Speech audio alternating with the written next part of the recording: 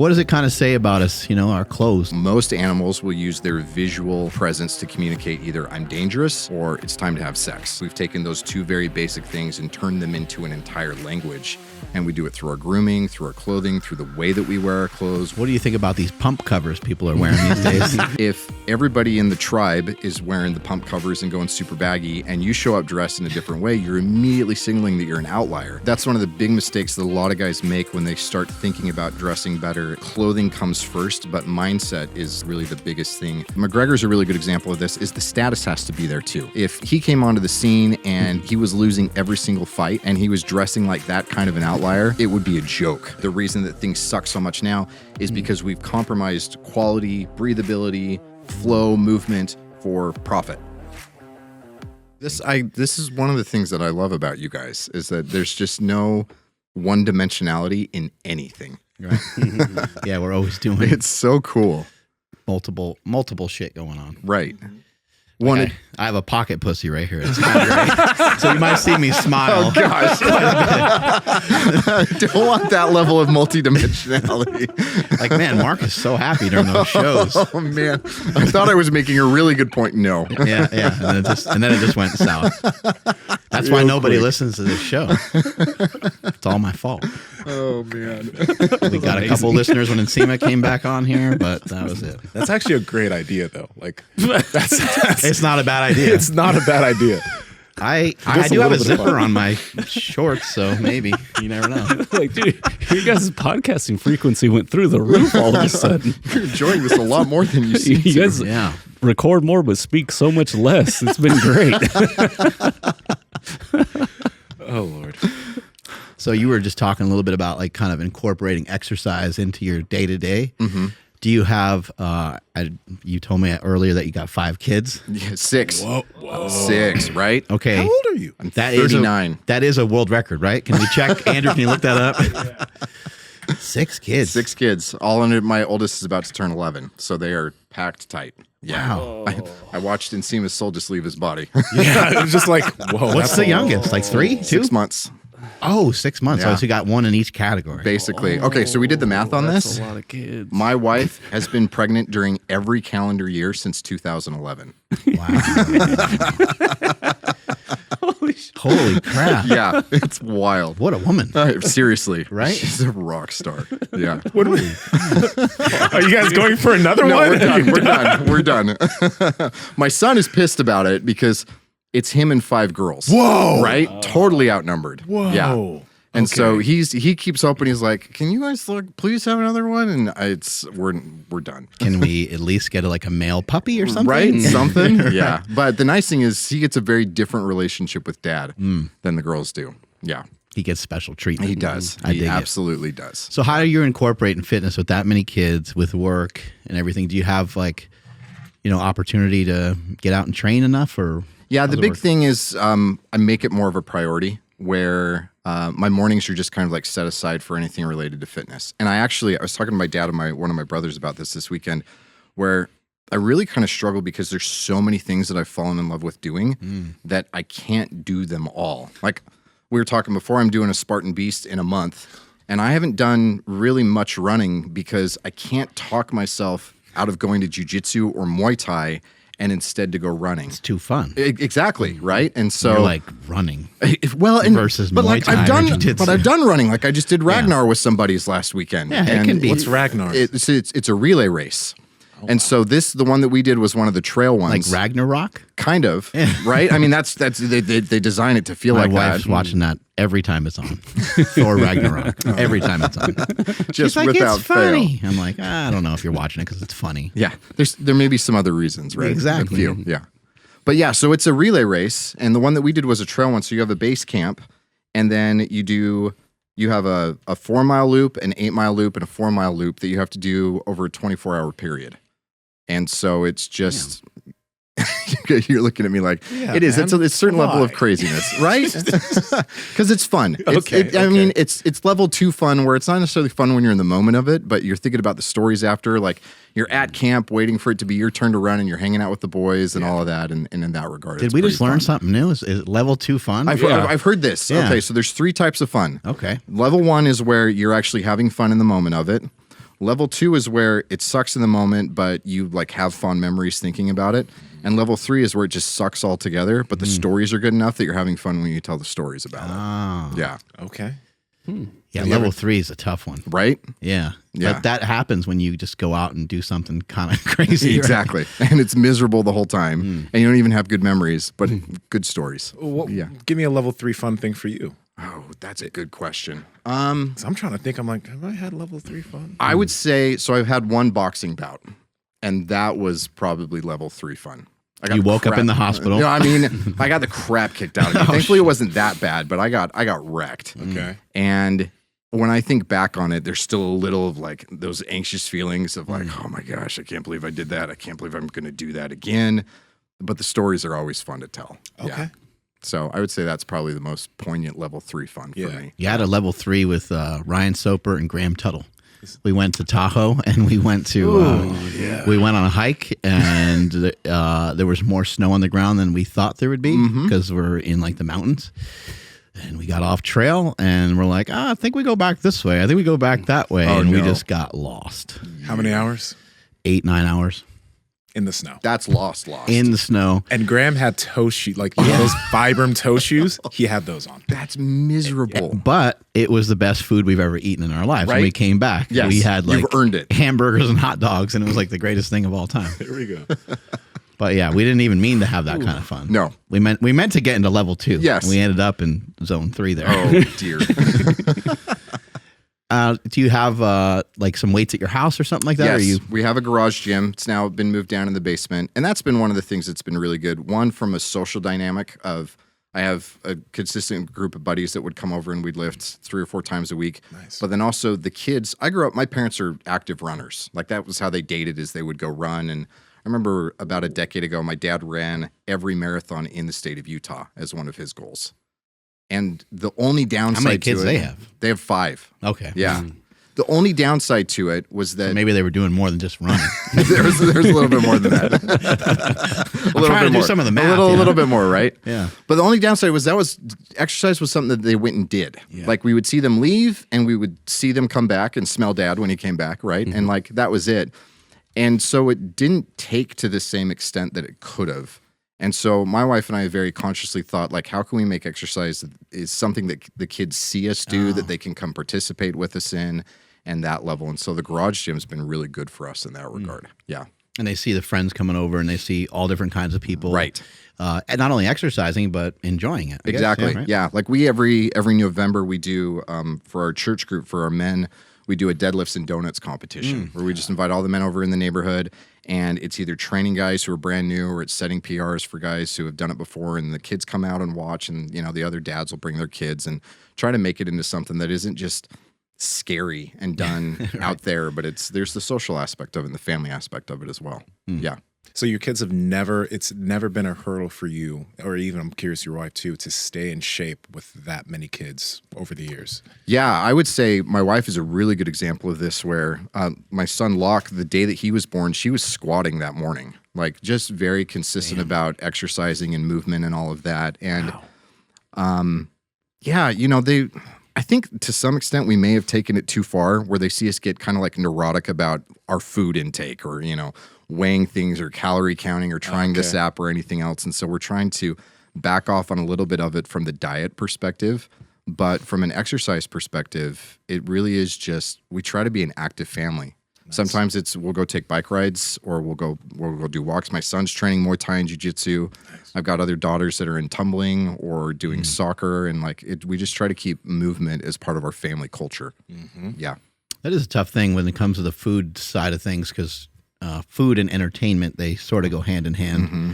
And I think where we get out of control and where we get out of hand is when we have food, entertainment, but then we're also not moving. Right. Because sometimes all those things sometimes go together if you're on a vacation or something like that. Even when I'm thinking about like different places I'm going to go and visit, I'm like, well, when I go and visit there, I still want to have my diet intact. So I'm trying to think of like what I'm going to do to like counteract maybe the food I'm going to enjoy. Yeah. And to counteract it, I might walk.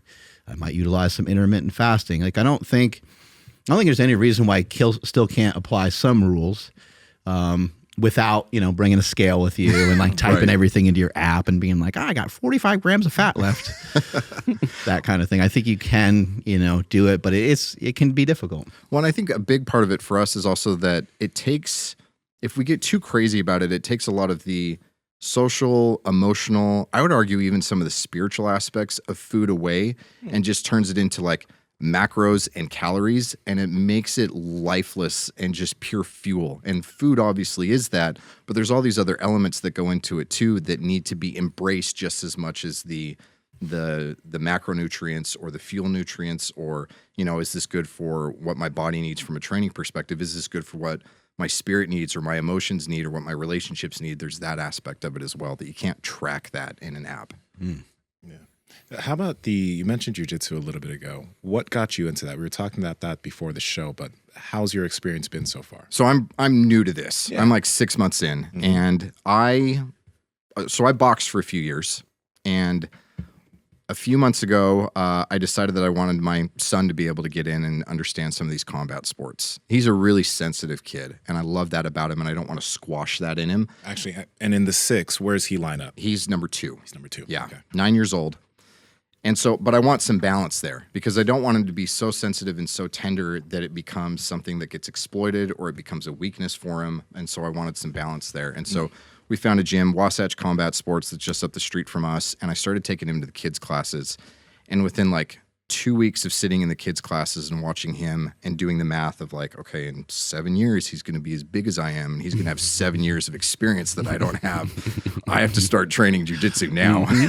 And so there was that incentive that kicked in real quick. And what I loved is that it feels like play. And it doesn't when you're getting your face smashed the first month or two, but when you get a camaraderie with the people that are in there and you're rolling with the same guys over and over again. Because like I've been strength training for 10 years. I know I don't look like it, especially compared to you guys, but I love strength training, and it still feels like it's work and a grind. And there's a lot of benefit and satisfaction to that for me, but it wasn't play. And jiu-jitsu and Muay Thai have become play. And I love tapping into that part of my brain and connecting that with my body, where play can be something that my body does. And trying to help my son realize that as well, where it's like, yes, we want to get better, we want to compete, but like, let's have some fun and treat this like play as well. And I think a big difference there is that sometimes you go to do something and you're like, I didn't know I could do that. Or I didn't know I could still do that. Or wow, kind of surprised myself. Right? And you get excited about it. Yeah, I totally agree. Where there's just I remember the first time sparring and boxing a few years ago, and you really get like a solid cross to the face, and you're like, man, that hurts. But that's not nearly as bad as I was afraid it was going to be. Yeah. Let's keep going. Let's do more. And there's that self-realization when you try new things, where it's just like, okay, I'm way more capable than I thought I was. Yeah. What do you got to say on that, Andrew? I'm sure you got some things going on. Yeah, no, absolutely. I think I was talking to Graham about it, because we both, he started before me, but we're still all kind of at the same, I guess, level now. And it's like, did you have that like, I don't have a broken jaw moment, or a glass jaw moment? And I definitely did. It was really just like after the first day. Now, granted, my feet got destroyed because I got really bad mat burn, but it was like a really cool feeling because, I've always avoided confrontation. And so for me, going into a place where we're going to, test each other was very uncomfortable. But after the first time, I was like, whoa, like I'm in a position where another grown man like can't get out of, or like I have control over another man trying to like stop me, and he can't right now. Like this is stop me. This is crazy. Like I've never felt that before. And as I guess lame as it sounds to be like, it was empowering, but it was. It's crazy. You can kill somebody. If there's not a ref there's not someone to stop it. I know you're training, but you could literally take someone out. It's wild. That capacity's there now. I don't know if I can kill somebody, guys. Well, physically. I'm just joking. But yeah, no, so there was that, and the whole Do it, Andrew. The whole camaraderie thing, of course, it's been fantastic. Like later today, I'm actually going to work some drills with a buddy of mine, because he's a brown belt, and so I have a lot to learn. He's going to come over and he's going to help me out. And so like that wouldn't have never happened before jiu-jitsu, where I don't know if it was, I guess maybe with lifting, like I lift with Mark and Nsima, like that would definitely help. But to be like, hey guys, you want to come over to my garage gym and, you know, we'll go train deadlifts or something, whatever it may be. It's like, we'll wait till tomorrow or something, or, you know what I mean? Like it wouldn't necessarily happen. But that whole camaraderie with jiu-jitsu is like, it's like nothing else. It's incredible. They're welcome to sit down if they want to sit down over here. Tanner has a live studio audience. Nice. I brought my 2 oldest with me. Not all of his Yeah. kids, Super but he cool. brought a couple of them. The self-sufficient ones. Yeah. We were talking earlier too about you know, the attire, you know, clothes, and you're the man with a lot of this stuff. What does it kind of say about us, you know, our clothes? Do you think it kind of sends a message, or is it sometimes just maybe you just picked up what was on your floor and just chucked it on, or is there more to it than that? There's always more to it than that, because even the fact that something ended up being on your floor and it made it through that level of culling to get to the point where it's on your floor, there's some level of intentionality, whether that's on your part or a spouse or a parent or somebody else. I think the best way to think about it is clothing, and if you learn to be intentional with your clothing, it's like learning how to read or write. Like there's this visual literacy where you can communicate almost anything that you want to people if you learn how to dress in a way that you understand what you're communicating and they understand what you're communicating. And even on like a super basic fundamental level, we're not unique to this within the animal kingdom. You know, most animals will use their visual presence to communicate either I'm dangerous or it's time to have sex. Right? And like, because humans are so much smarter than animals, we've taken those 2 very basic things and turned them into an entire language. And we do it through our grooming, through our clothing, through the way that we wear our clothes, what it is that we have on. Like there's a whole language that you can learn to speak by just caring about how you present yourself. Yeah. What do you think about these pump covers people are wearing these days? These really like baggy, you know, like bodybuilders. I mean, I guess bodybuilders been doing it for a while, right? They've been putting on Really baggy pants and tops. baggy clothes kind of like in their quote unquote off season for a long time. Yeah, I think it's really interesting because part of it, you know, it being in the off season is that there's not the same level of confidence when you're on a bulk, especially depending on how dirty the bulk is compared to how you feel when you're cut, right? And then a big part of it too is even there's the cultural aspect of it where if everybody in the tribe is wearing the pump covers and going super baggy and you show up dressed in a different way, you're immediately signaling that you're an outlier. Yeah. And are you comfortable with that? Some guys are very comfortable with that. They'll roll with it, embrace it. Other guys, no way. And they're gonna just fit right in. And so there's the self-perception, but also this communication aspect of it too. I just remember the first time I came to super training in the old gym back in 2015. You know where I'm going. I know exactly. So, I mean, I was a bodybuilder, right? And when I trained, like I'd wear leggings, like just like spandex because they're comfortable. My thighs are big, so like normal shorts We were rub like, against no. fit, right? And This is offensive. I came to super training, and all these guys were wearing shorts past their knees, baggy fucking shorts and shit. And I'm doing my deadlifts or whatever, and this one guy's like, I don't know if you can. I don't think you can wear that here. I was like, what do you mean I can't wear? He's like, you can't wear that. I was like, why? He's like, it's just not allowed. And then I was like, you know what? I'm new. I'm not gonna argue. I won't ask any questions. So it was just hilarious. Little snug, you know? Yeah, send the wrong signals here, Immediately, I was not part of the tribe. right? There. Yeah. Yeah, do you think- and you feel it. What do you think's going on sometimes when, you know, Nsima looks amazing, but if he got done with a workout and he went to like a grocery store, maybe you would put on a t-shirt because you like are, you know, we work so hard for this body and it's great to get like a compliment. But sometimes in certain scenarios, certain situations, maybe at the grocery store or cruising through Target or Walmart or something like that, you might feel a little awkward because, again, you don't look like everybody else that's there. Right. And you're, you know, maybe you came in with a pump and so you might cover up. Right. Yeah, and I think that that's, again, kind of indicative of this idea of, I think it's a good thing. There's a level of social awareness. You know, it's kind of like you use a different tone of voice when you're at a football game than you do when you're in the library, right? And it doesn't mean that you're a different person in those environments. You're just socially aware enough of what the expectations are. And so when you're in the gym, and especially like a powerlifting gym is different than a CrossFit gym, is different than a bodybuilding gym. And so the environment's going to be different. The clothing is going to be different. And then you go back into like normie world, and there's different expectations. And again, it depends on how much of an outlier do you want to be. And even on a given day, you may be comfortable being an outlier, but it may be a day where you're just like, I don't want to deal with any of the attention. And so you can use your clothing to help you feel more comfortable, more confident in that environment. Because if you don't want to deal with the attention, don't deal with the attention. Use your clothing as a tool to help you just feel more under the radar and able to just kind of go and exist and not always be like, whoa, what is that guy? He's huge or anything that way. Yeah. You think a lot of it has to do with just in terms of like people dressing up and maybe just allowing themselves to be a little bit better on a given day is maybe more in the mindset than it is just in the clothes. Because if the mindset is kind of set correctly, then you most likely will pick out appropriate clothes that will kind of match that mindset. Yeah, you have to start with the mindset. That's one of the big mistakes that a lot of guys make when they start thinking about dressing better is it's this idea of clothing comes first, but mindset is really the biggest thing. Whether it's what do I want to communicate to other people today? What do I want to communicate to myself today?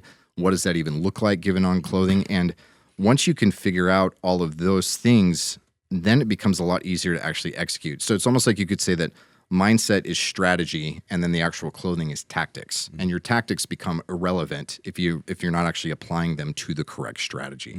And so yeah, you gotta think about. A lot of times people think that most of clothing has to do with like the signals you're sending to other people, and that matters, but that's maybe like 10, 20% of it. The vast majority of it is what am I reinforcing back in my own self-perception? What's the story that I'm telling to myself when I see myself in the mirror or on a Zoom call or on a social media post? Do I look like somebody who's trying to hide, who's desperate to stand out, who's comfortable somewhere in the middle? What is it that I'm reinforcing as far as my own self-perception? I mean, it's the same thing that we do with our bodies. Like we love getting positive attention and the way that people respond, but you wouldn't be spending all the time in the gym that you do if you didn't feel more like yourself trying to cultivate your body into the way that it looks and the way that it feels, right? If you're doing it entirely for other people, you wouldn't put this kind of effort and energy into it. Same thing goes with your clothes. That'd be so tiring. So like Right? Conor McGregor, like his mindset came first, the clothes came second. Yes. And the other aspect, McGregor's a really good example of this, is the status has to be there too. Because if he came onto the scene and he was losing every single fight and he was dressing like that kind of an outlier, it would be a joke. But because he was as good as he was winning as many fights as consistently as he was. He had this like walk and everything. Exactly. And it was all congruent, like it all actually aligned together. And the McGregor persona would have been very different if he were still wearing tap-out t-shirts and affliction bedazzled jeans like most of the tribe was before he came into it, right? And so it's different. Yeah. I got Andrew. I got him. Well, because I could see that person. Right? You know, one thing that you do hear from a lot of guys is like, caring about the way I dress or style or whatever. I just want to be comfortable. That's more of a female thing. I'm not going to worry about that. Why is that such a, like, why do you see so many men talk like that when it comes to the way they dress? I think it's kind of a cultural anomaly of where we are, where, I mean, if you zoom out and you go back to any other time in history or any other part of the world, men have always cared about their clothing. And ironically, it is the most masculine, like the warrior class, that cares the most about their clothes. You have to be able to earn the right to dress like the warriors do. You know, and if you think about it on its most primitive levels, I've used this example before, but if I were to show up here today with a necklace of like human ears on it, right? Reaction. That automatically communicates something, and you can tap into that on a very primal level. And so I think one of the reasons why we're experiencing this today is that it's not actually true ambivalence about appearance, because if you really didn't care, you would wear a trash bag or your wife's dress or a pink gorilla suit or whatever else. It's that we've been pigeonholed into thinking the only way that it's appropriately masculine to care about your clothing is to dress like you don't care about your clothing. And that's why guys will really hold on to that. And even this idea of like, I want to be comfortable, the way that we trick ourselves is we think that I want to be physically comfortable, but you wear whatever level of formality you want to, your clothing can be comfortable if it's made well. What most guys really are saying, and they don't even recognize they're saying, is I want to be psychologically comfortable. I want to feel like I'm presenting an accurate version of myself. And sadly, for a lot of guys, it also means that I want to blend in to the point where nobody will see me or notice me, because then nobody will have any expectations of me, and I don't have to live up to whatever that pressure is. I'm getting you thinking. Yeah, man. Like that's dark, right? It makes sense. Well, there's a lot of guys that you sometimes just look at and you're like, I think with just a little bit, they could and I'm sure women look at women same, but like I'll see a lot of guys where I'm like, that guy could just, if he just made a little bit extra effort, he would be in a better spot. Right.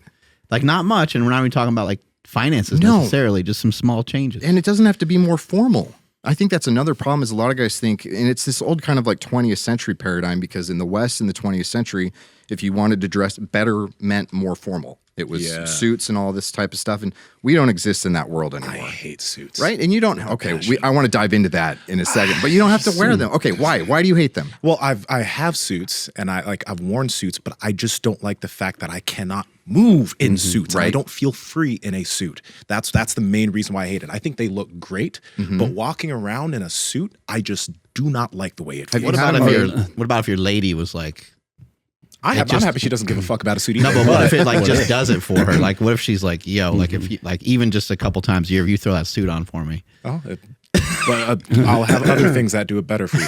If I have to throw on the fucking suit, I'll throw on the suit. But like that's why I'm happy she doesn't give a fuck about suits. Is your suit tailored by any chance? Or okay, I was curious because I figured that might be a big part of it. Yeah, that's where I was going to go. One of the reasons why I hated suits when I was younger is because I have a big ass. I have really big legs. Like pants never used to fit me right because my legs were just massive. Right? Yeah. We can find better fitting stuff. You can find, especially if you get stuff. And I mean, think about it. Like you go back and you look at photos, you see videos, like you can do suits with range of motion. Go watch somebody who does ballroom dance. Oh, yeah. And tell me that they can't do range of motion, but it's because the suits are made the right way.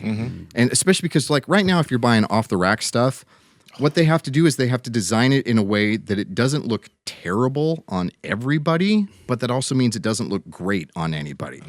Right? And even so, okay, I'll give you a really like nerdy specific example, but you take like the armhole on your suit, okay? Okay. You think about the way, especially the way that you guys are built, like armholes should be circular because your biceps and your triceps are bigger than where the sleeve is actually inserted.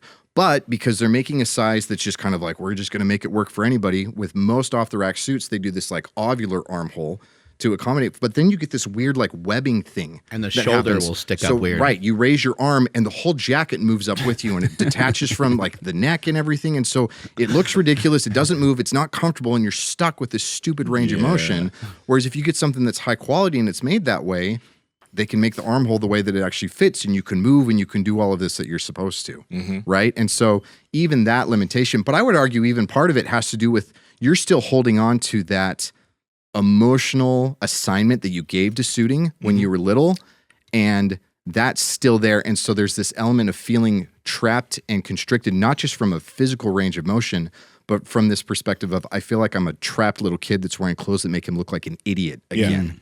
There's also the fact that like for me personally, when like I do not feel like a suit doesn't make me feel like me. Yes. You know what I mean? Like well, kind of what you were talking about earlier. Like it's not that like they look great, but when I'm wearing a suit, I'm just like, I don't like this. Right. Like I don't like the way I feel inside this. I don't like walking around in a suit. It's just not me. I'm more I'm a relaxed person. You know what I mean? And a suit just seems a little bit too for me. Right. You know? And this is where we could even take it where it's like, okay, just start to understand suiting a little bit better, because if you can go into like Italian tailoring with soft shoulders and it's this kind of different level of construction, you can look like you wear a suit because you want to and not because you have to. It can look casual and lived in and comfortable and that's flowy. What I like. Exactly. Yes, that's what I like. That resonates. And so you can do suiting that way. And I guarantee you that if you were to have something made that it hit all of those buttons, you wouldn't be wearing it all the time, but you wouldn't feel like, oh, I hate that I have to wear this thing when it's time to wear it. And so you get to feel like yourself when you're in that environment. And again, that's the power of clothing, is it either amplifies or it mutes, depending on the direction that you're pointing it in, whatever it is that you're feeling. Right now, suiting is muting your sense of self, but if we change the suiting to actually do the job that it's supposed to, it will amplify your sense of self instead.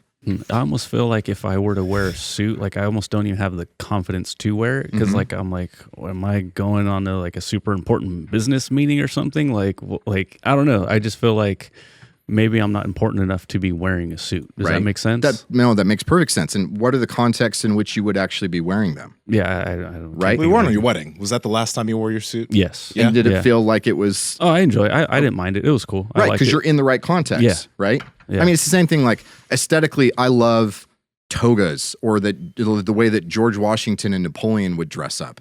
But I have no context to dress like that, no matter how cool it would look, right? Like there's no context for it, right? Call it macaroni and all that, right? We'll have to do there's another no context podcast wearing that. That would be fun. So the context matters. Okay. And so you can feel confident when you're wearing it in your wedding because you know it's appropriate to do it. You show up today in a suit, it's like, what are you doing, dude? Yeah. And sadly, that's where so much of our culture still is they still have this idea of I have to dress up and dress more formally to have good style. But we don't live in a formal culture anymore. And so suiting is not the solution to most style problems anymore. And maybe you can make it look like you were in a suit at one point. Like, because when somebody starts the night out in a suit, then they start out, or later on, they're unbuttoned here. They roll up the sleeves. They got a long sleeve. You wear a long sleeve a lot, buttoned down. And that still looks really nice. Totally. And then you don't need to have the shirt tucked in. Yeah, one of the things with a suit, a traditional suit, is like, there's a lot going on. You have like an undershirt. Sometimes you have like a regular shirt, and then you might have like a vest over top, and then you have a suit jacket over top of that. And you're like, man, I just really sealed a lot of stuff in right here. I'm going to be 7 million degrees. And then you also have that's right. Like a lot of times you need a belt, and then I don't know, your waist feels bigger, and just there's like a lot of shit going on all in the same spot, and you're trying to tuck everything down, and you're not sure how tucked in everything should be. Like it's complicated. You pull your pants up over top of everything. It's just like kind of a nightmare. Yeah. But I'm sure there's been a lot of changes and probably a lot of advances. Well, and honestly, even if you go back in time to where you're not doing this suiting that's made with like polyester and all of these other unbreathable materials, but you're wearing it with like actual wool or linen, and the construction is such that it breathes and it flows and it moves. Or really, if a suit's made well, you shouldn't have to wear a belt. It should fit around your waist, and you can, use side adjusters or wear braces that'll actually keep it the way that, like, this is one of the circumstances where if you go back towards tradition, you can actually get better results. And the reason that things suck so much now is because we've compromised quality, breathability, flow, movement for profit. Yeah. What are some good brands that you think are that our audience can benefit from that are like reasonably priced? Okay, so if we're talking suiting, I would say probably the most accessible one would be Suit Supply. They're going to be a good one. If you want to go a little bit more and you're comfortable doing more of the custom stuff and doing online, huge bias alert on this one, but one of them is a company that I used to work for. They're called Beckett & Robb. They're really great. The Armory that's based out of New York does awesome stuff with this, as does another online retailer called Articles of Style. And will they tailor stuff? Will they go back and forth where you order something and it doesn't really fit So great? Suit Supply will do this where it's more of like it's ready to wear where you just buy it in sizing, but they will do a made to measure program. Whereas these other places, they will actually do fully custom where like Beckett & Robb, they will send out fit samples like, here's jackets in 3 different sizes. Let's see which one is the closest fit. Cool. And then we're going to adjust, like we need to bring the sleeves up here, take the waist in there, the shoulders a little too wide, and then you get to play with the construction aspects of it as well. And so there's a lot of options. And this is the beauty of online stuff, is that it used to be like if I wanted to buy a suit, I would have to go to Men's Warehouse or like maybe Nordstrom. And you think about like they have this big geographic target demographic that they have to be able to sell to, and what's the common denominator there. And I'm not going to fit in that. Nobody's going to fit into that very well. But when you buy from online companies, they can, like Barbell Apparel, their entire target demographic is jeans for dudes who lift. Like that's it. Because there's not enough of that in Vegas where they started. But because they're not just selling to dudes in Vegas, they're selling all over the world. There's enough guys who experience that frustration that they can build an entire business around it. Guys with big butts. Yep. Can you go too far the other way though? Because this is from experience. Like a buddy of mine, I want to get him to lift, but he will tell you everything about like fashion and so on, and like everything in and out. And I'm like, dude, you probably would look a lot better if you just went and did some squats or something. Yes. So is that pretty common? I would say I see a lot of this sometimes, especially with younger guys. I call them gentle dorks, but it's the young guys who don't really have a lot of like masculine capital or gravitas about them. Okay. And they think, okay, if I can dress like a traditional man, then that's the only thing that I need to do. And people will treat me like I'm a professional, competent, dignified man. And they're still like, they have no physique. They have no presence. They're still timid and afraid of everybody else. And so it actually creates this really bad juxtaposition of like your clothing sends one signal and everything about you sends the opposite signal. And now it just shows and highlights how bad the rest of this is. It's another incongruence that you're talking exactly, about. right? Lipstick on a pig, they call there it. You go, yes. And that's why they're they think they're gentlemen, but they're dorks. They're gentle dorks. And if you can do it where you like, because I mean, you guys know this, like your demeanor changes, your posture and your body language changes if you go from just strength training to combat sport training.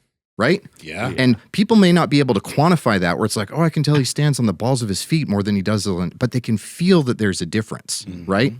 And so this is the beauty of all of this is there's this synergy. Like you get your physique on point, you get your mindset with just your physical awareness and your ability to do violence in a defense situation or anything else like that. And then you supplement that with clothing that looks like you actually have some self-respect. And you're not just desperate that these are the only things that matter. You look like a multi-dimensional person instead of a one-dimensional person. Everything changes. And they have this like synergistic power where they all amplify off of each other as opposed to just one kind of like mitigating the other one. Yeah. What would be some good options if we want to go a step down from a suit? Like if we wanted to just look great and just have a nice maybe button-up, polos, things like that. Okay, so I'm going to push back on that a little bit because you're still falling into the formality trap. Got it. I would say if you really want to start improving your style, just wear the same things you're already wearing, but do them better. So you don't have to dress up more. So if you're a jeans and t-shirts and sneaker kind of guy, don't go into a button-up and chinos.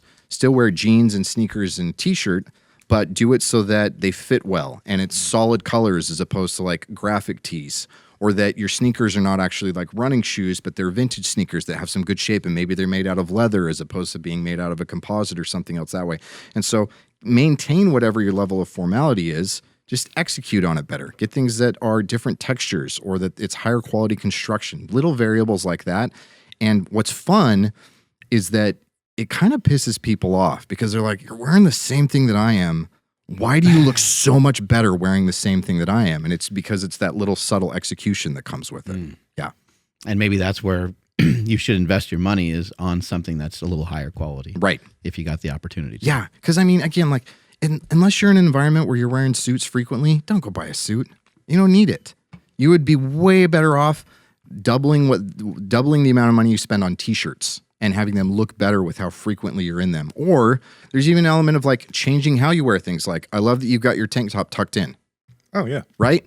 Like there's an element of, because you don't dress like that. You don't wear a tank top and gym shorts with the shirt tucked in unless you want to have it tucked in.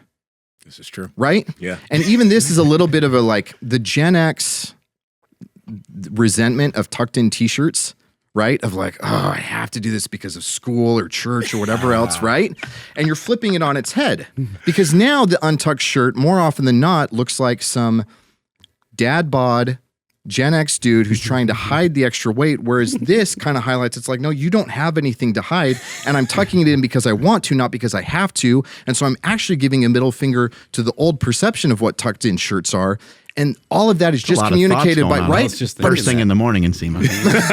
But it's all subconscious because he's glad he resonates with it. I'm pulling that out of his head, right?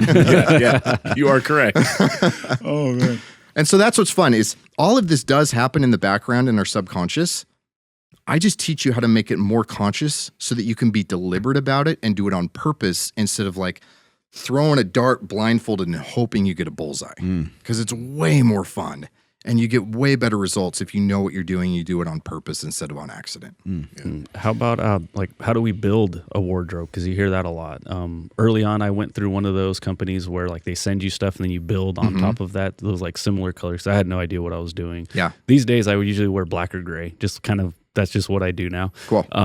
Just to simplify things. But for everybody else, like what should people start with and then build from there? Okay. So again, I would say start with what it is that you're already wearing. Right? And then if you want it to be kind of the most minimal and the most versatile, colors, keep everything solid and avoid patterns, avoid graphics, things like that. And then the colors that are going to be the most versatile, black, white, blue, brown, and gray. You can get away with a lot within just those colors. And for a lot of guys, that feels like a really good place for them to be in. They've got a good versatile wardrobe. It's minimal, like they've got a lot to be able to alternate through. For other guys, it can start to get real boring and real stale real quick. And so that's when you need to start factoring in other variables like, what is it that I do? What are my hobbies? What are these things that I want to communicate about myself? How do I bring in these other aspects of my life? And then you start to expand, because the goal is to be able to, the one time in your life that you're in a suit, you feel like the best version of yourself when you're in a suit. And every day when you get on your gym clothes, you still feel like $1,000,000 when you're in your gym clothes, and you have the entire range of everything. I mean, you guys, it's the same philosophy that you have with your movement, right? You're not just like one-dimensional lift heavy things and like that's it. You guys, I mean, the number of things that we have scattered around here with like, we've got toe spreaders and we've got balance beams and we've got all this other stuff, because you chafe at the idea of there's one size fits all answer to health, right? And you start with something super crucial like strength training. It's a fantastic foundation, but you don't get stuck there, because then you start to retard yourself in your ability to actually become the best version of yourself. And so it's the same thing with clothing. Start with, you can make that equivalent of like solids that are not more formal, and it's those 5 versatile colors. That is your basic like 3x5 level of strength training. And once you get that down really well, start to expand into everything else too. So you have a hot date coming up and you look in your closet and all you see are the old, ugly clothes that you usually wear and you're going to wear tonight. It's time to end that, guys. That's why we've partnered with Vuori Clothing, because they have some amazing athleisure clothes that you can wear in the gym when working out, but also clothes that you can wear on a date or during Hanukkah or whatever. You can wear these clothes wherever and they feel amazing. Some of our favorites are the Ponte Performance line, which has dream knit fabric, which literally feels so soft on your skin. But they also have this. This is the Rise Tee. Also soft, also feels nice and fits great. And they have a lot of amazing clothes that you need to check out to step your fashion game up. We're trying to help you out. Andrew, where can they get it? Yeah, absolutely. You guys got to head over to vuori.com/power project. That's VUORI.com/power project, and you'll automatically receive 20% off your order. Links to them down in the description, as well as the podcast show notes. Andrew, see if you can bring up that video of Kenny where he was talking about like wearing a shirt different ways and like how to look jacked. I think it was I think it was. Is it on Anabolic Activities? I Maybe? know it's on YouTube, but I think that was like a different version. It's on. I think it's on his Instagram. Okay, I'll find See it. if you can find it. But let's kind of switch gears just a little bit and talk about trying to dress, I guess, appropriate for the gym. Mm-hmm. You know, like I think many years ago, it seemed like people didn't care quite as much, or maybe there just wasn't the same clothes there are now. There's like kind of this leisure wear that's more high end. It's made with better material. There's like Lululemon and a lot of clothing brands like that, Vuori, obviously. And so how can someone just upgrade their gym look a little bit? Yeah. Okay. So I would say when it comes to the gym, the most important thing that you can do is think about whatever is going to make you feel the most present when you're there.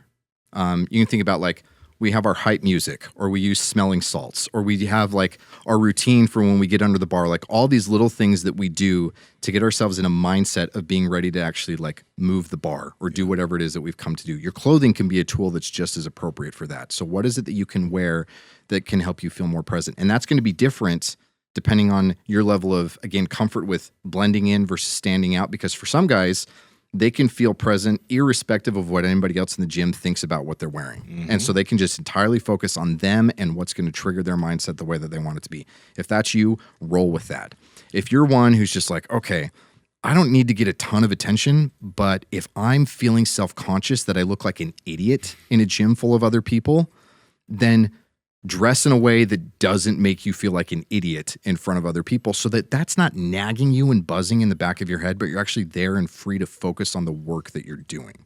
And so I have no idea what that looks like for anybody in particular because it's so different, but think about what is it that's going to make me the most present and the most capable of actually focusing on the task at hand, instead of distracting me from all these other variables. And different people have different intentions. Like the gym is a great place to meet people. So sometimes you might want to wear something that makes you pop a little bit more. Because that's part of being present, because you're not just there to lift, you're there to socialize, you're there to date, you're there to whatever. And so I know someone's going to comment, the gym isn't for that, but hey. Not your gym. Not your exactly.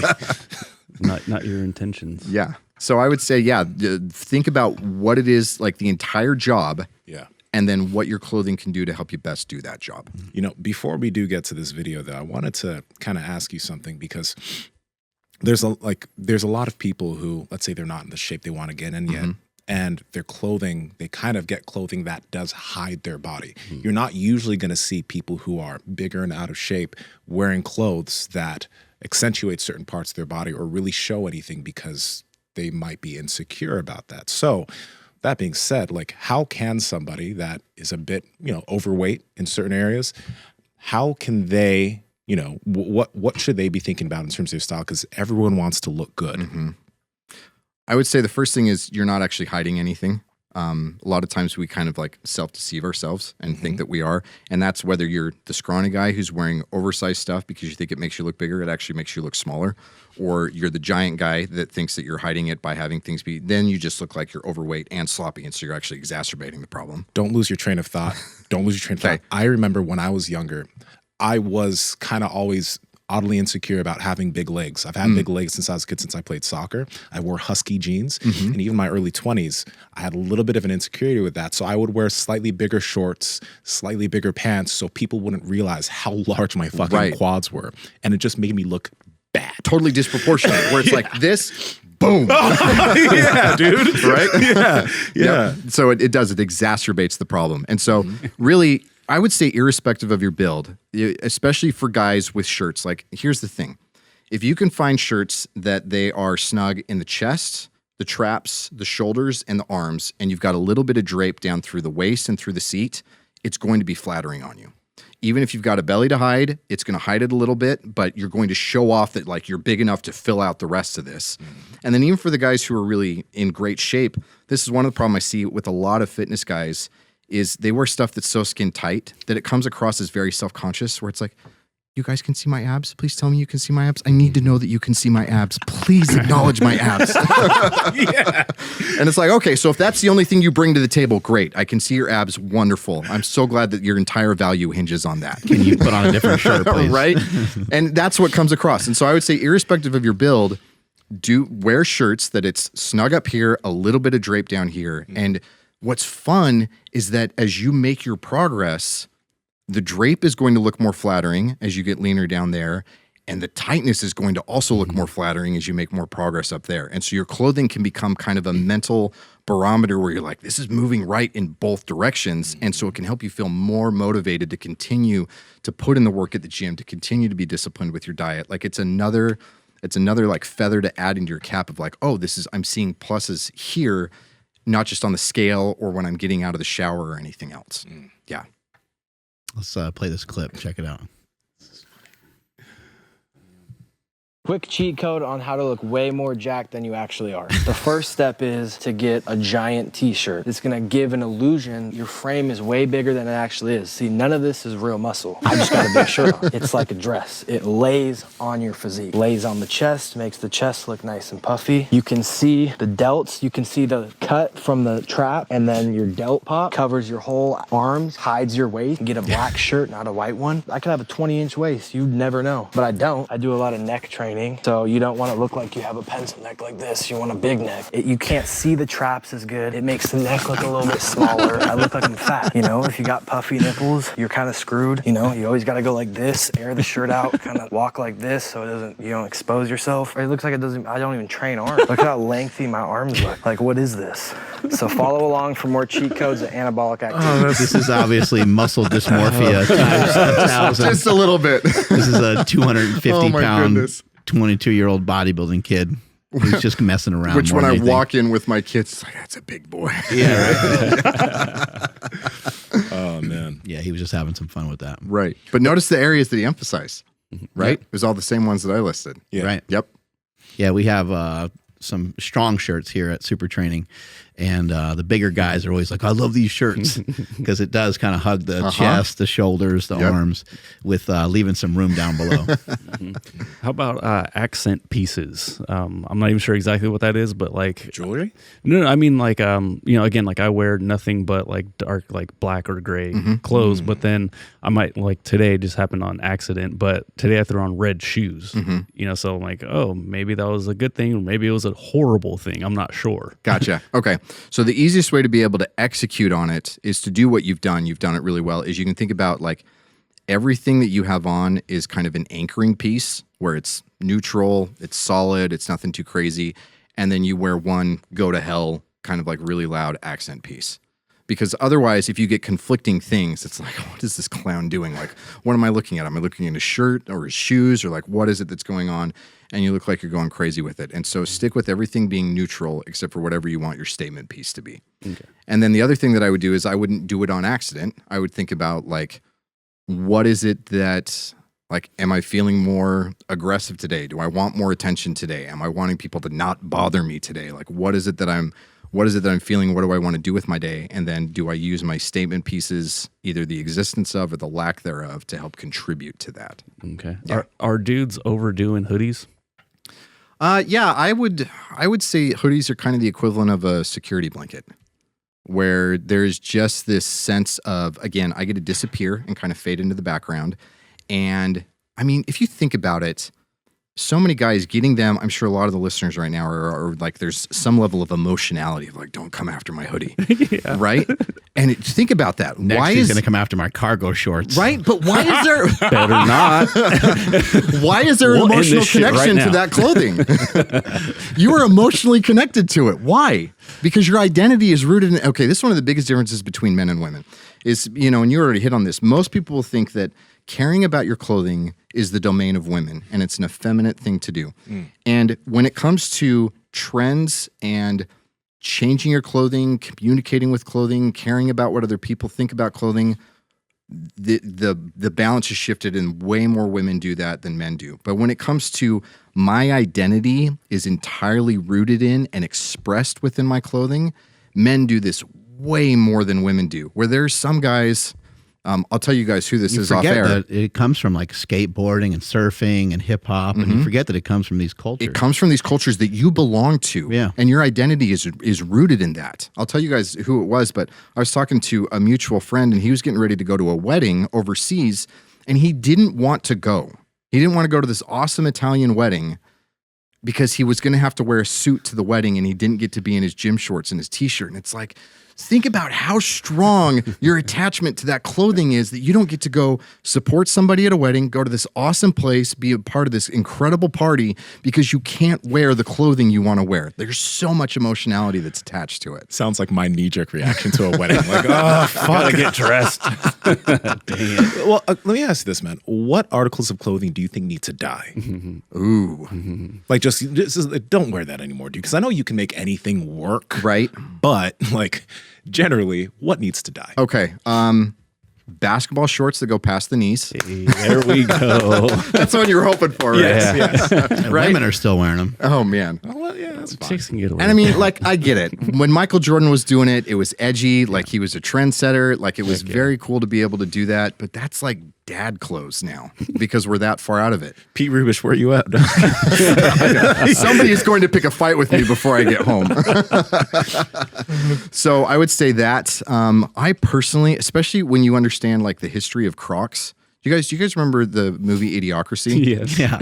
Do you know this story? Yeah. That's such a good movie. Oh, Yeah. It's such a good movie. It's terrifying how accurate of a movie that is, right? I Becoming need to real. watch it. I've never seen it. It's amazing. But those were the idiot shoes. Those were the idiot shoes of the future. Crocs? Yes. Really? Mike Judge saw those before they had really made it big, and he's like, these look like the kind of things the morons in the future are going to wear.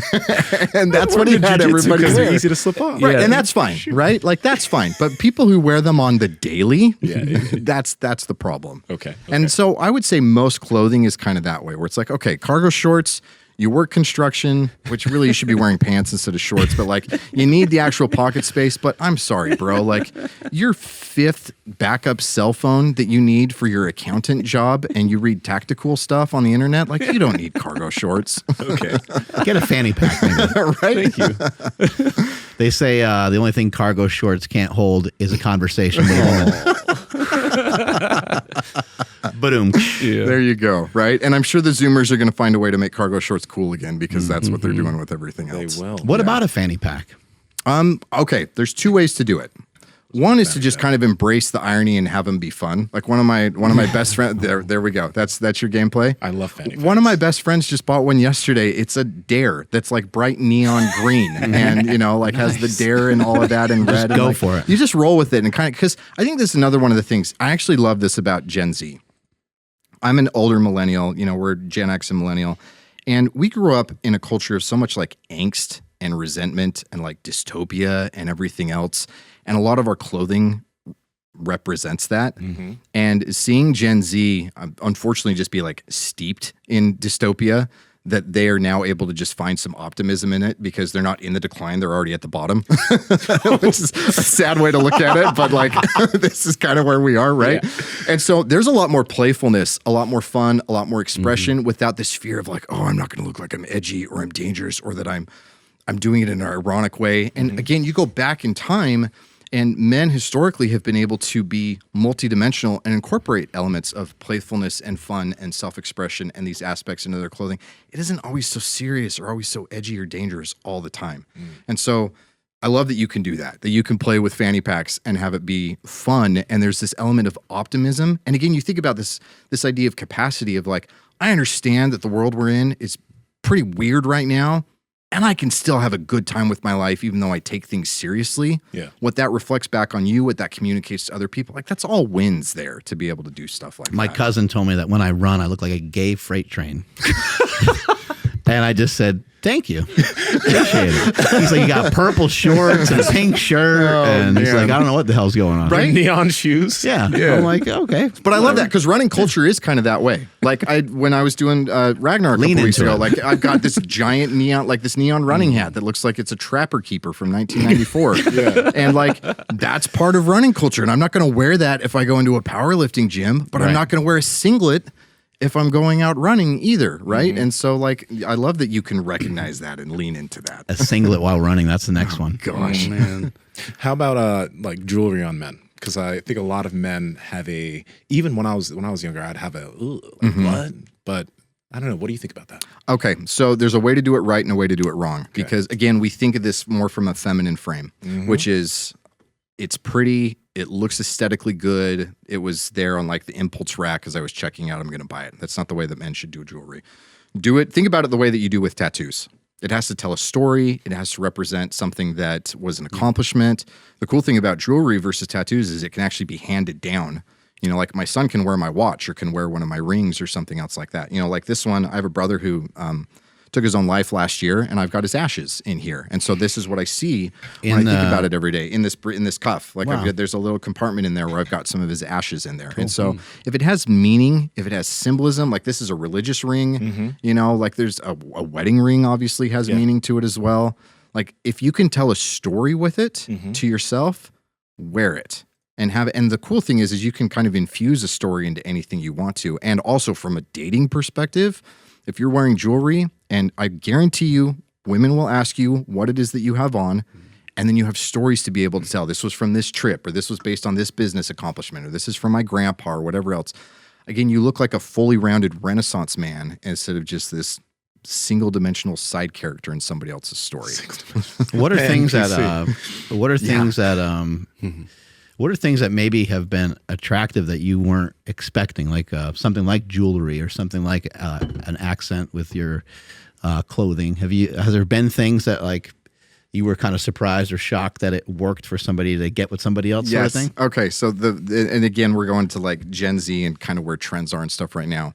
But the thing that I'm finding so surprising, and not only surprising that it's picking up momentum, but finding surprising that I'm enjoying it as much as I am. I love even their terms for it too. So wife beaters, they now call wife pleasers.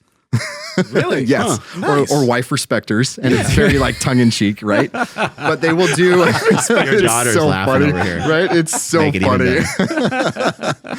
And so they will do wife beaters that are tucked into like dad jeans. Like think light wash 501s, like 90s, like full house dad jeans with camp collar shirts. Like think of not like big baggy Tommy Bahamas, but like 1950s versions of these things. And it's a really cool look. It's a good look. Yeah. Right? Yeah. Oh, good. You're already on board. right? And I mean, you think about it because they Maybe tuck it looks in like you're going to go to a concert kind of thing. well, a little bit, but there's also this element of okay, so like you tuck in the wife pleaser. I just giggle every time because it shows off the physique. Because really, like you can't do tuck shirts unless you've got some level of physique to be able to pull it off, right? Same thing. Even they're doing high waisted stuff again, which is fascinating. Yeah, those are bad. Right? And so you do that, and so it shows like some discipline and good proportions. But the millennial and the Gen X version of this is like, that's it. I'm work and grind, and I'm turning all of my hobbies into side hustles and like work, Gary V type of stuff. And then these guys throw on like the retro Magnum PI Aloha shirts over it. And so you have the discipline that's communicated with one aspect of it, but then that, again, that optimism, that playfulness, that fun that's communicated with the other, because it's very different than when boomers will wear their XXL Tommy Bahama where it just looks like, leave me alone. I don't want to talk to anybody. Let me retire and die in peace. Right? Versus this New other Balance playful to- version. Exactly. to top right? everything off. But there's this playful version of it that these guys are doing. And if you would have told me 5 years ago that that's a style I would have seen and not only, again, loved personally, but seen really kind of like get some momentum, I wouldn't have believed it, but I love it. It's really fun to see it. Yeah. What kind of shoes do you top that thing off with? Okay, Pair of this Timberlands or is where something? I'm struggling with the shoes because some of these guys are going really dad shoe on these. I think the best thing you can do with those just classic sneakers or even like some desert boots or some wallabies or some other shoes like that. Like there's some ways that you can make that stuff work. Yeah.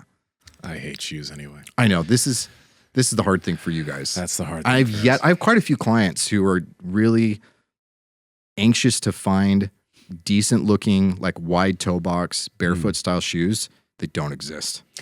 There are some brands that are doing some really good jobs, like for the casual stuff, but I forget but some of their it's names. the dress shoes that don't work. Oh, yeah. You can't Oh, make yeah. those look good. Those are tough. They're a bit. Which this is where you need like I think it's been a status thing to make them kind of narrow. Right. Yeah. Yep.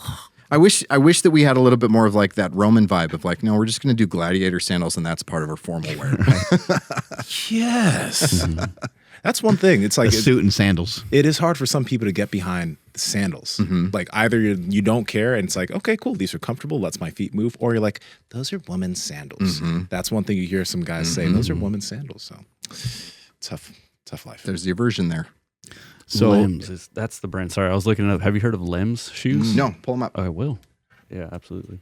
Not a sponsor, but they have a bunch of cool like I don't even know what exactly all the terms are called, but they do have dress shoes. They have like boots there and you stuff, go. whatever. Oh, they're so called. very like a hiking outdoorsy vibe. Yeah, but I'll pull up some more as you guys are talking, and we'll go from there. Cool.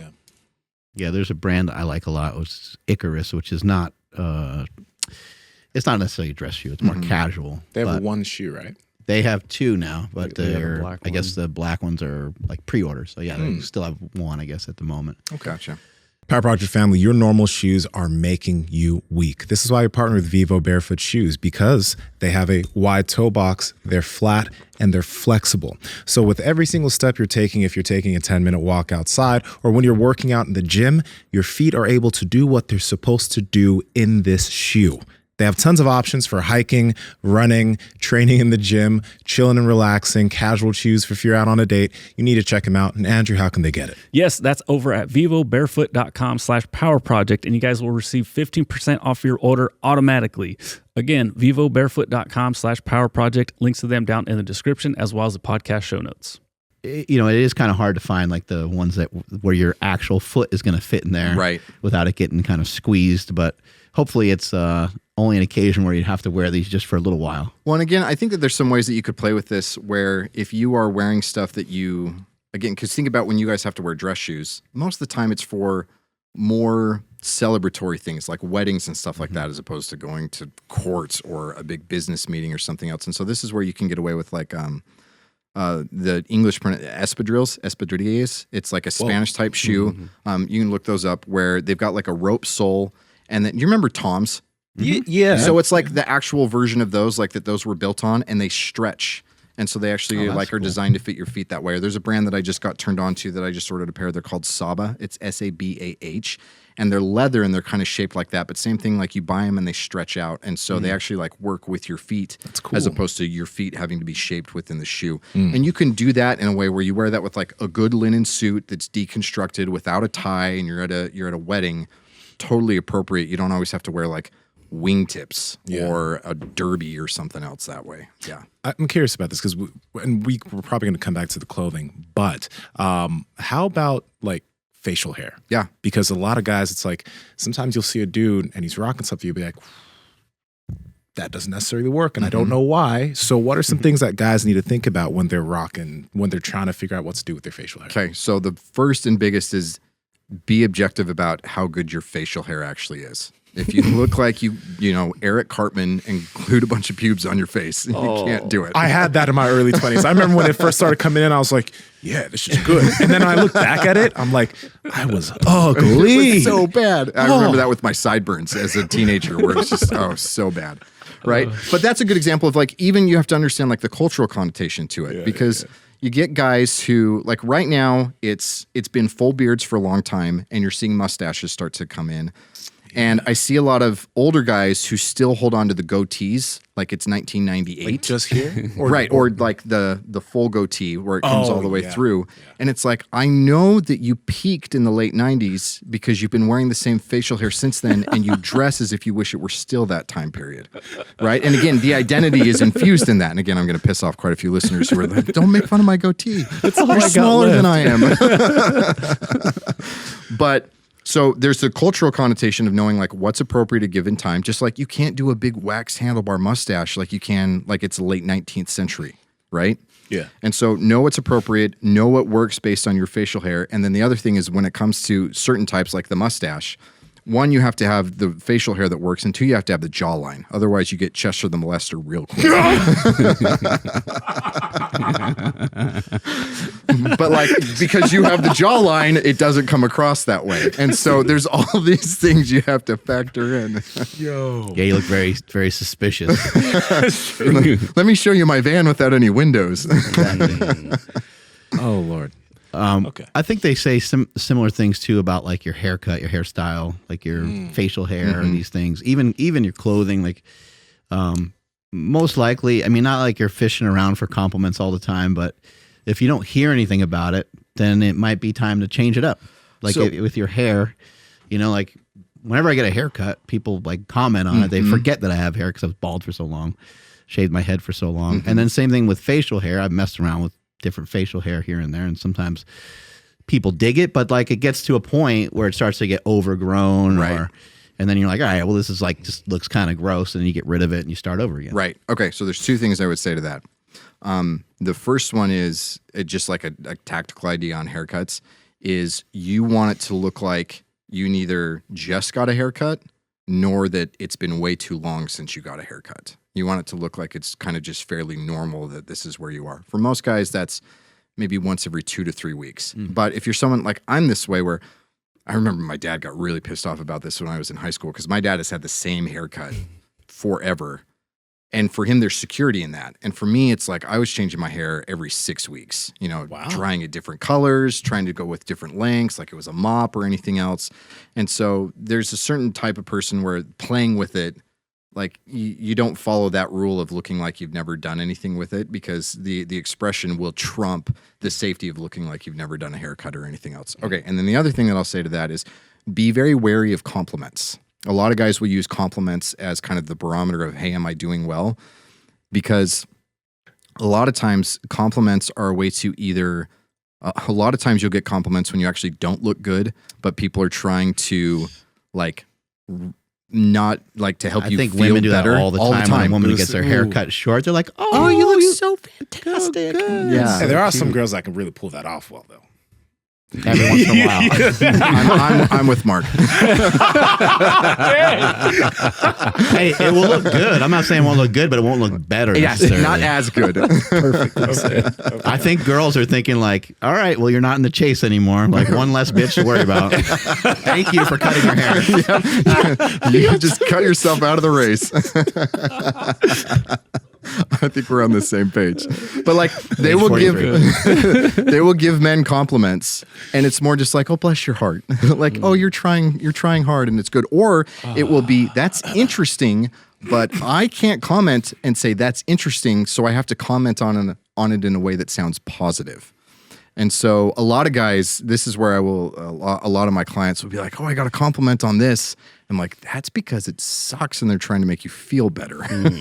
And so be very careful about using compliments as your barometer for how well you're dressing. Yeah.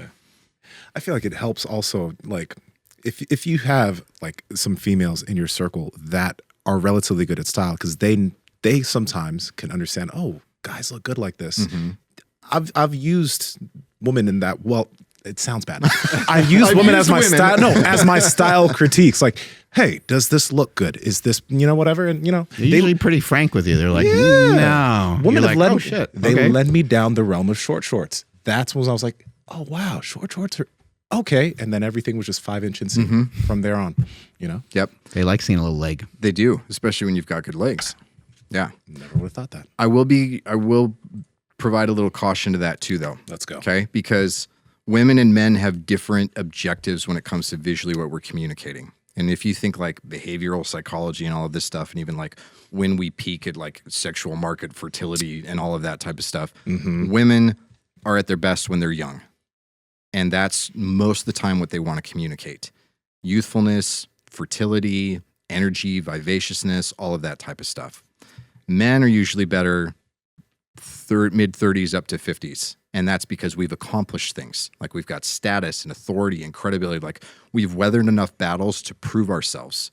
And so a lot of times I see, especially really financially successful men who just completely defer all of their dressing to their wives or to female stylists. And then these women dress these guys like they're 18-year-old kids, right? And it looks like I haven't done anything with my life. And so I'm trying to communicate that I've got all of this potential ahead of me. And there's massive amount of dissonance there. When you have accomplished something, you've gained credibility and authority and status, that's what your clothing should be communicating. And so if you're working with women that can understand that and can help you communicate that from an aesthetic perspective and from a communicative perspective, that's a win. But if they're just trying to make you look cute and young and trendy, you're screwed. That is true. Yeah. So especially if you're 45. Right, exactly. You'll look weird. Yeah. So you do style coaching for people, right? So what is it like working with a style coach? So it's very different than working with a stylist because you can think about it from the perspective of, it would almost be like a stylist is kind of like a chef that comes in and cooks all your meals and you just eat and do what they tell you to. Whereas a coach is going to teach you how to be able to understand what your body responds to with food and how to understand calories and macros and micros and meal timing and all of these other things. And so the biggest thing is I get my guys self-sufficient, rather than you're always relying on me every 6 months or every couple of years that like, we're going to come back, we're going to buy something new. The other big difference is that for the most part, a stylist is going to start on the outside and say, this is what we're seeing on, in magazines or on the runways. And these are kind of the trends. And we're going to take these things and we are going to apply them to you. You really need to start on the inside. Figure out who you are, what it is you bring to the table. I think the best way to describe what I do, I can't quite get there because, there's like certain medical and degrees and all of that, but it's more like appearance psychology than it is actually styling, where we start with what your identity is, what it is you bring to the table, what's the legacy that you want to leave, and how can you use your clothing as another tool in your toolkit to be able to bring that to the rest of the world and also reinforce that self-perception back on yourself. And so style coaching is actually a lot of, like, when I work with my clients, we don't do a single round of shopping until we're 2 months into the program because we have to do all of this prep work to actually figure out who they are. But then when it comes time to actually buying the stuff, they feel infinitely better than they ever have in their clothes. They realize that they've been kind of like trapped in this false security in what they're wearing. So they feel better and they have an expanded version, and they're better able to communicate with the people around them. And so you just get, it really is, it's like speaking is awesome. And then your power expands exponentially when you learn how to read and write. Yeah. It's learning how to read and write with your clothing. Yeah. Gotcha. One thing that you have, and it's in our audience a lot, and for some reason, I don't even get why you shaved your head because you had such a good head of hair. But as like baldness is something where it's hard for guys to be okay or confident with that, right? Because like me, I have a big ass head. That's part of the reason why I wore hats for a while, because I'm like, damn, my head is so big. I didn't mind being bald. It's a fat ass peanut head. And you guys know it is too. Anyway, I guess, how can guys figure out ways to, I guess, get behind their baldness and find pride in it and actually style that well? Like, what do bald guys need to think about? Maybe even just shave off that Dr. Phil looking thing. Yeah, and that's what it is. Because if you think about anything that's like a Dr. Phil. right. If you think of anything that's like a genetic deformity or anomaly, because like sadly that's the reality of it, is like we see it on a biological level as that. Like your genes are a little bit defective and that's why you're balding. It sucks, but that's like how it is. It's the same thing with glasses, right? Yeah. Lean into it. So shave your head, fully embrace being bald. If you have to wear glasses, like Andrew, like you do not have these little like lenses that are trying to disappear and fade into the background. You're owning it and it's part of it. And so it's a very masculine approach to it of like, I acknowledge that this is here.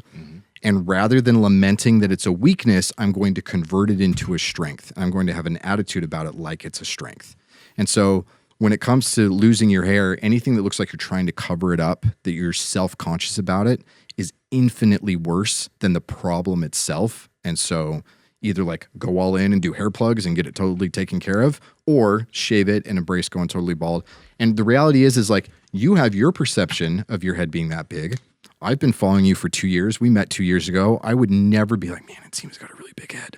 Like it's just not, it's not in the way that I see you. You also have big delts, dude. Yeah. Like you're a big dude. I kind of joke about it. Yeah. I mean, you know, it was a fun thing growing up. I kind of joke about it, but at the same time, it's like a lot of people, when it comes to baldness, it's like it's tough to figure out how do I navigate with being bald. Yeah. So. Yeah, and I mean, if you got great facial hair, then you can flip that, and you're doing good facial hair while being bald, because it still kind of shows the hair aspect of it, of how that works. And honestly, another thing is like get some size on you.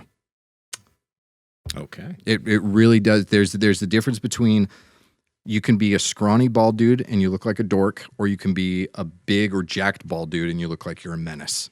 And it's, again, that context of what comes in there. Yeah. All right. You kind of started off, I think, in the clothing space, and then you got more into, I guess, teaching people about like psychology and philosophy and a lot of these things. Where do you think today's male that's between like 18 and 35, what do you think is like, I guess, like disruptive in our society today that is maybe making a lot of those people feel like lonely and just kind of lost? Everything. I mean, sadly, almost everything. Like I really struggle. And again, you know, I've got my son and he's here, and the world that he's coming into where anything about masculinity is bad.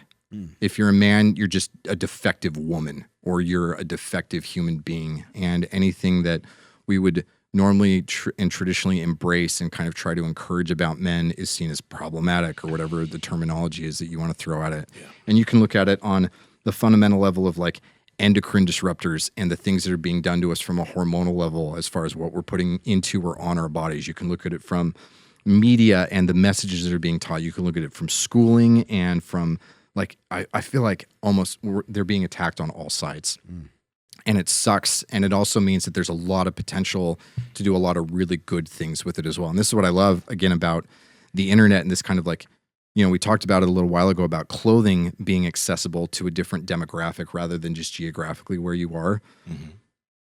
The internet makes that work with masculinity as well, where if you're not around good men that really like see masculinity as a good thing and want to raise boys into that, you're not just screwed, because you can find communities that will embrace that online. And so I'm really grateful that we're not trapped where we are. But yeah, to your question, it really does almost feel like everything is stacked against them right now. Yeah.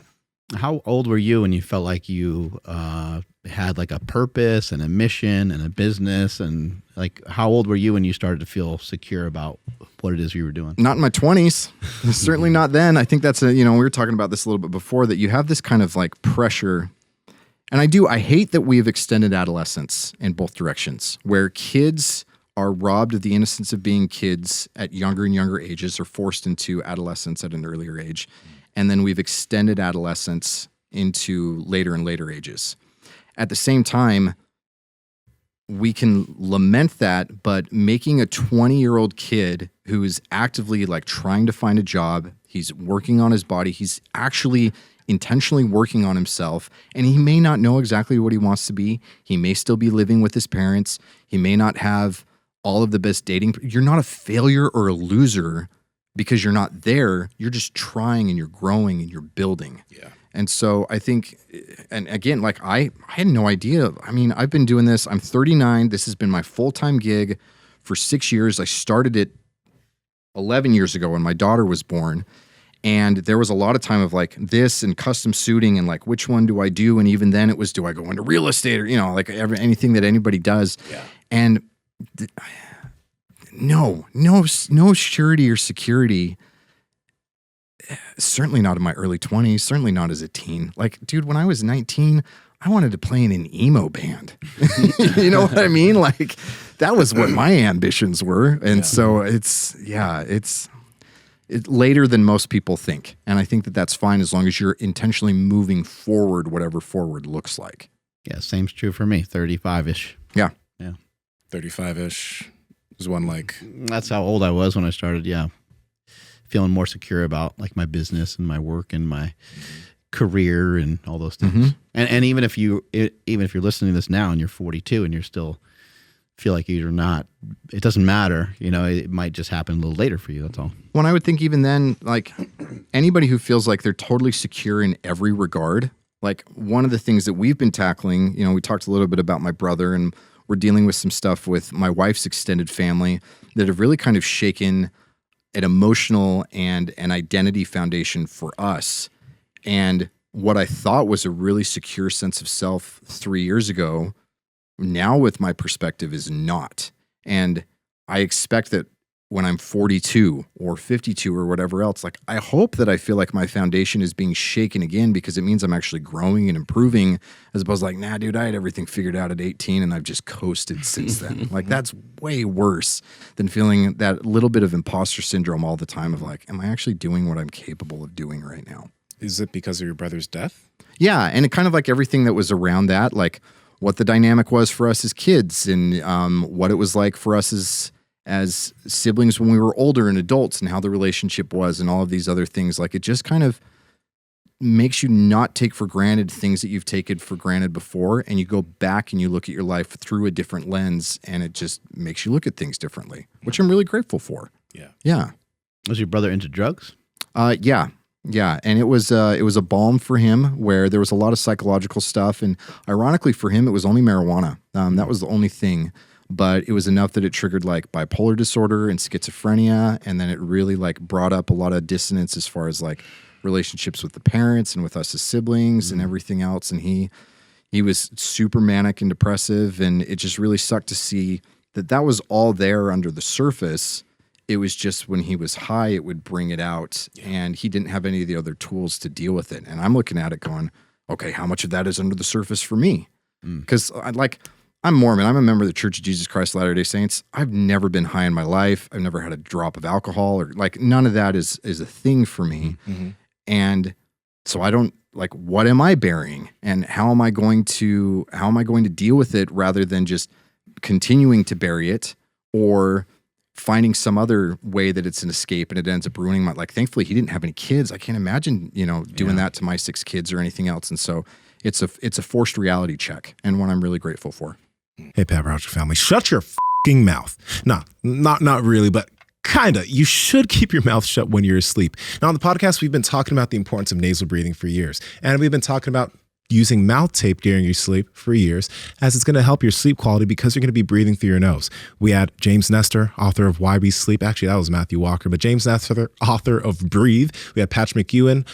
We've had so many people talk about the importance of taping your mouth and breathing through your nose when you sleep for your sleep quality, which helps your recovery, which helps every aspect of your health and fitness. So, hostage tape. If you want to get some of this to help you sleep better, and it also stays on your face if you're a bearded man, which is one of the big problems with mouth tape, head to hostagetape.com/powerproject. And there you can actually get the Power Project annual deal, which will give you a year's supply of hostage tape. 55 cents a day for tape, pretty much. And you'll be able to save $150 along with getting 2 tins, a year's supply of tape, and a blindfold. That is going to be something that you want to get your hands on. Links in the description along with the podcast show notes. Shut your mouth.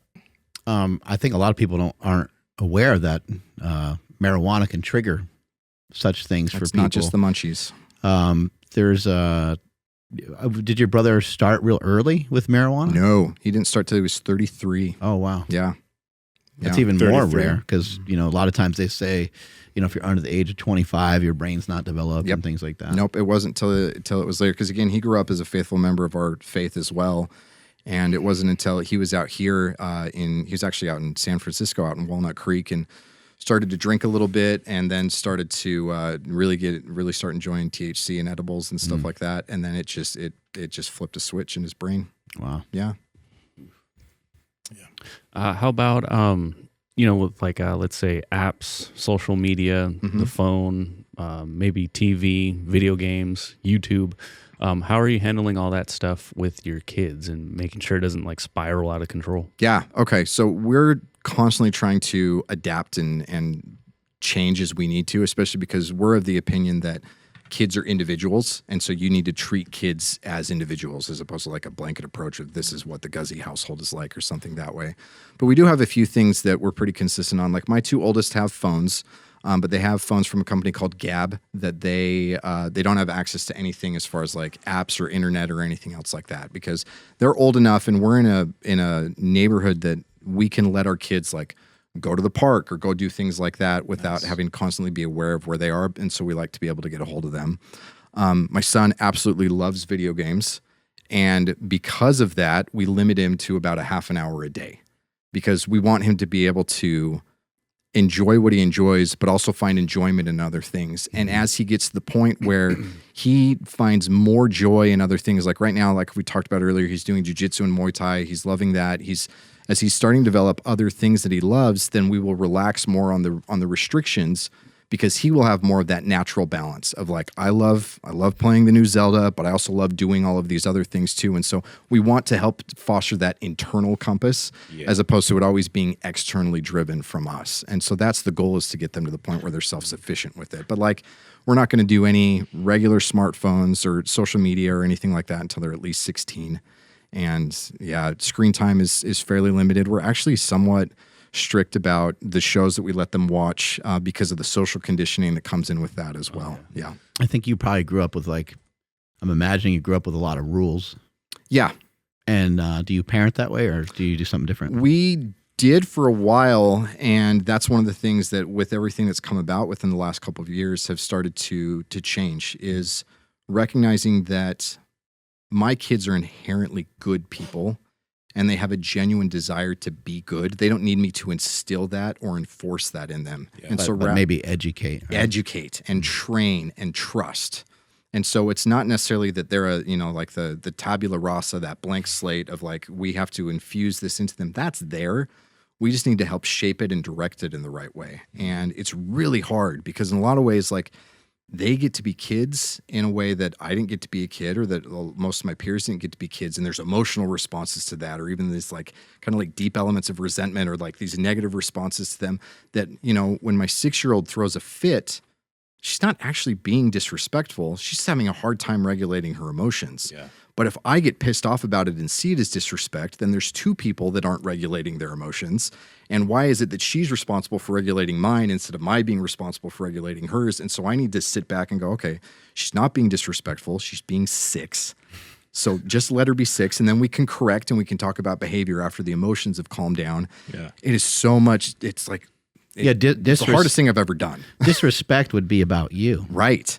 You and know? so often that's what it is I make it about me Right. when it's not about me at all. She's a 6-year-old girl and she's sweet and innocent, and she's having a hard time with the fact that her 2 older siblings get to come on a trip with me and she doesn't. Right. Yeah. She's not bad. I was thinking about this where I think most of us who grow up in strict households, we see chaos as evil. Order is good and chaos is evil. And I would say, like you can hear Jordan Peterson or other people talk about that. And I would say that there are certain elements of that, but there's a big difference between the innocent chaos of children and like the intentional chaos of people who have an antipathy for order. And so I need to not see them as anti-order, but just see them as innocent chaos. And they want order, they just need help getting there. Yeah. As a kid, I was totally chaotic. Yeah, because you're a kid. Yeah. That's your job. Yeah. You're not bad. It is really awesome, though, kind of how you've measured out with video games, because I do know some modern parents who they're trying to mold their kids into, being great adults, and they're like, yeah, no video games for them. But it's like, okay, if they're interested in that and you never give it to them, and then they get to a certain age where they have the chance. All they're going to do. You know what I mean? But like, you've given them the opportunity to be able to do and have different outlets so that gaming isn't the only thing that makes me feel good, right? Yep. So that's just a very smart way of Well, doing and it. if if you hold something down with one hand and then you hold something down with another hand, it's like then you got to use your head, right? Then you got to use your foot. Yep. And you're trying to like hold all these things down. I think things are going to pop up for children. You have Absolutely. to let them at least explore some of it. And you can trust that they want to be good kids. Yeah. Yeah. It's tough, man. My son is at this time, I don't even think he was 2 years old yet, but like I forgot, I think I was playing Forza and like he wanted to push the buttons and I was just like, oh, this is, yeah, here, like push the buttons, like whatever. And then all of a sudden I walk away and I come back and he's like sitting down, like hunched over with the controller in his hand, playing the game like to the best that he can. And I'm like, whoa, like that's crazy. He picked that up fast. And then I'm like, all right, let's turn it off. And he freaked out and he got really upset. I'm like, oh, man, I got to stop this now. It's like I unplugged it and it's just been collecting dust for, however long it's been. But I do fear what you said, Nsima. I'm like, the second he goes to a cousin's house or a friend's house and they have, video games, like he'll probably never want to leave or he'll be super upset at me for not letting him play or something. That's the opposite of what I want. Yep. And so like, yeah, I have to find. I used to get upset at my mom because my dad's house was the only place I got to play video games. Yeah, you know and then like so then like what house was the fun house now, right? Right. House. And so I mean, so stuff like that where like like, oh, I wish you guys were as fun as so and so's parents or something. It's like, whoa, dude, like. So yeah, I have to find that line or figure out how you guys have done it, but also, he's only like 2.5 now, and so I'm like. The communication is like, oh man, we have so far to go, it seems like. And so like, and that's just with one kid. Yeah. I don't know how anybody does it with more than one. I legit like just, if I had hair, I'd pull it out. It gets easier with more. I remember we talked about it last time that Yep. you were here. You were like, you get better and you start learning more, but I'm like, whoo-wee. Like, I just want to go to sleep for a little bit and then I can't believe like you guys doing it for years. It's like, wow, dude, that's work. It's crazy. Like we were joking the other day that we're like, we only have 3 years left of diapers, and that actually feels like it's close. Wow. Yeah. Oh, Andrew, do you wish that your parents, I don't know, slowed you down with video games or had some sort of intervention, or did they ever try? I don't even know. No, they never did. Obviously, as a kid, I would definitely not want any limitations on it because like that was my thing. It would have been super healthy for them to implement something along those lines. Or maybe to give you other options or something. Other options, or just educate. Like, hey, if you sit down all day, like you're not going to become those. Like, because I just played sports games all the time, right? Like, I would create my player, and then like that guy would always be like the all-star and stuff. Like, if they were just the best. I love involved that. somehow, some way to be like, if you sit here and play all day long, you'll never be that person that you're there, that you're playing. If they could have been like, if you just go out every once in a while, you'll be a little bit closer to who you're, pretending to be right now. Something like that would have been cool, to just more education, to be like, you just can't sit down all day long, and like, maybe I'm not saying for sure it would have, something sparked something, but like maybe it would have versus nothing completely. Well, and I think you need to give yourself a little bit of credit because I think the best way that I've heard it is more is caught than taught. And, it's basically what you do as a dad. And obviously, like, you enjoy playing video games. But it's not the only thing that you enjoy doing. Right. And so if your kid can see that this is one part of what dad does and one part of what dad enjoys, but I also see him get just as much dopamine out of other things as he does out of video games, that sets the example of it's not just this at the expense of everything else, or never this, only everything else. Yeah, the amount of teaching that's gone on in my household has been very little. Yeah. Just because my wife and I are always doing something. We're always like, she's swimming in the morning, I'm lifting, I'm running. and the kids see it, and it's like, it's gonna like rub off. That's on some point. And Jake started coming here to lift at Super Training a while back, and he would just always kind of hang out on the curl machine. And I was like, don't say anything, just be happy that he's here. Yeah. And I just Which let is him hard, right? let him do it for like 18 months, and then he eventually started doing other stuff, and now he's like way into it. So I don't think, I mean, every kid is different, so you do need to treat it differently. But I don't think kids need as much pressure and as much hoarding over as people may think. I don't think so either. I think that kids have a natural, we've learned this about schooling because we've done a lot of homeschooling over the years, and it is amazing how, I mean, you think about a 3-year-old and it is so annoying how often they ask why, right? Because they have this natural desire to learn. Like, you don't have to force a kid to want to learn. You just have to be able to teach them. But we treat schooling like you have to force kids to want to learn. And I think it's the same thing with they want to feel good. They want to be comfortable in their bodies. They want to have social skills. They want to be morally upright human beings. Like, there's natural desires for all of these things. We just have to demonstrate and give a lot of mercy and a lot of instruction and set the example. Yeah. All right, Andrew, want to take us on out of here, buddy? Yeah, I had one more thing along the lines of like keeping video games away from my son, and then all of a sudden he finds them, and then like that's everything. I do have that fear when it comes to food and diet, because right now he doesn't know that candy exists. He does. He's never. I mean, my parents forced like a little bit of like a cake in his mouth, and he spit it out. He thought it was gross. So, hold on to that for as long as possible. So that's what I'm doing. Yeah, and you know, I get a lot of shit from, you know, family and stuff because I don't let them have anything. They'll try to give them candy, and I'll be like, no, and like swipe it out of there. Like, I'm kind of a dick with it. I'm sorry, but like my son's more important than, you know, your emotions towards me at the moment.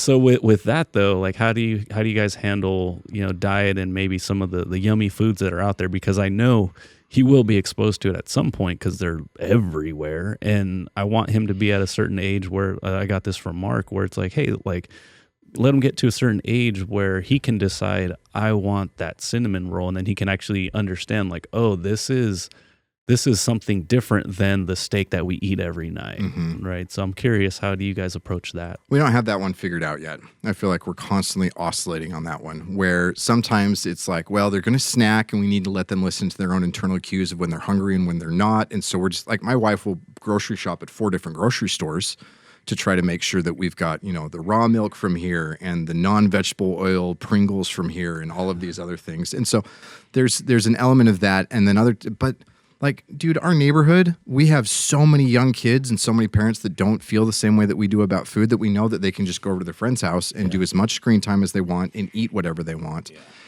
And so I think the overarching thing is still trying to figure out the same premise, because I grew up in a household, my mom was always very strict about food. And I really appreciate it now as an adult, like what she was trying to do and why she was trying to do it. But with me and every single one of my siblings, as soon as we were able to go over to friends' houses, we would eat there. And when we moved out on our own, we ate like garbage for years. Where it's like freedom, you know?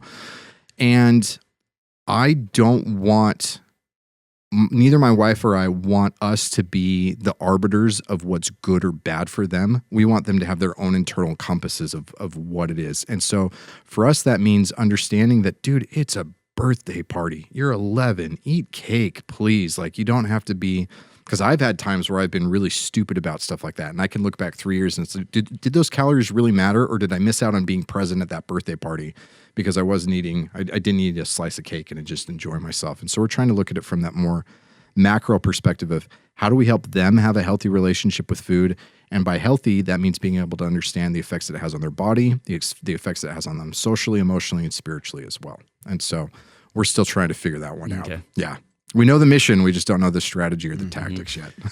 Yeah. Take us on ahead here, Andrew. Absolutely. Thank you, everybody, for checking out today's episode. Please drop those comments down below. Let us know what you guys think about this conversation. There's some amazing stuff in there.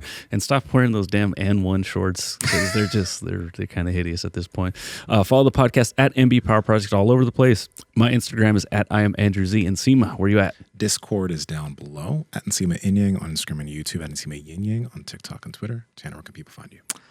Twitter, Instagram, and TikTok, it's at Tanner Guzy. Tannerguzy. I used to think it was Guzy. Nope, Guzy. 50-50 chance. Fuzzy Guzy. That's what they called me in kindergarten.